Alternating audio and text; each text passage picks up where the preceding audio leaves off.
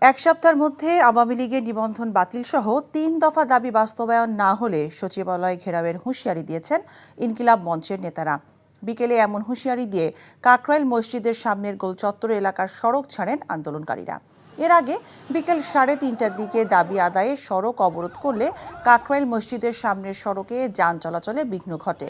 খবর পেয়ে ঘটনাস্থলে পৌঁছলে প্রধান উপদেষ্টার একান্ত সচিব সজীব এম খায়রুল ইসলামের কাছে ৩ দফা দাবি সংবলিত স্মারকলিপি দেন ইনকিলাব মঞ্চের নেতারা।